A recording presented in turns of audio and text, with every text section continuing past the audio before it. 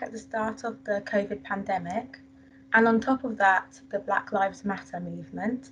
How do you think our Black, Asian, and minority ethnic groups in Sussex have been affected? Okay, so I think it was back in May, Kimberly, when obviously we saw the horrific incident of George Floyd being killed in America. And I think we watched those heartbreaking events unfolding in the United States at that time. And in the NHS, we were hearing more and more evidence about the disproportionate impact of COVID-19 on our Black and Asian colleagues in this country. I think from our perspective here at QVH, I think we took it incredibly seriously. We had a lot of conversations amongst our staff. In many respects, when we look at our workforce race equality standard, we can tell a reasonably positive story on an increasing number of our BAME staff in senior positions and engaging with our management development programme. What I think COVID came to for us was we asked all of ourselves at the senior management and the board, what else could we do to make a difference? Because clearly there was an obvious answer. And one of the things for us is we didn't have a BAME staff network. We were probably one of the only trusts, certainly in Sussex, and maybe even in England, that didn't have our own staff network.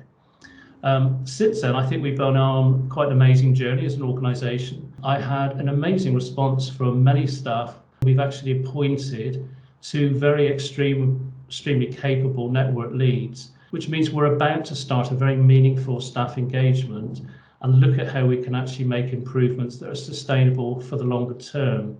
We recognise as an organisation that a lot of our BAME colleagues have been treated less favourably, have poor experience, and progression opportunities have been limited, and therefore it has significant implications for the efficiency and the effective running of the NHS, as well as patient care. If we can provide an even better service for our staff, then we know our patients will also improve, getting a much better patient experience. All right, that's fantastic. Yeah. What actions are you hoping to take over the next 6 to 12 months to ensure that your BAME staff or communities thrive? So one of the first things they'll do is set up a search for all of our Black, Asian, minority ethnic staff to look at how we as a board can actually improve what we're offering for staff.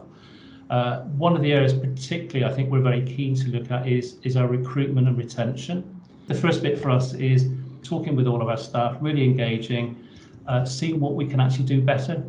What does your race data tell you about what you need to focus on immediately? I think where it lacks at the moment is really the opportunities for people to train, develop, into get into those more senior roles. So that's the area we want to concentrate. If in 5 years' time I wanted a job at your hospital, is discrimination? Well, I would hope if you applied for a job now, Kimberly, you wouldn't face discrimination, to be perfectly honest. But I think that's the key bit for us, is that we need to ensure, for example, all our interview panels are gender balanced, but also are representative of the communities we serve. Now, over 90% of our staff would recommend QVH as a place for a relative or friend to receive care. One of our opportunities now is to work with our BAME leads to see how we can improve. You coming in 5 years' time, or even less than 5 years' time, feel that it's a good place to work, that you'll be treated fairly, you will have the same opportunities as other people. And that's what we're working on at the moment.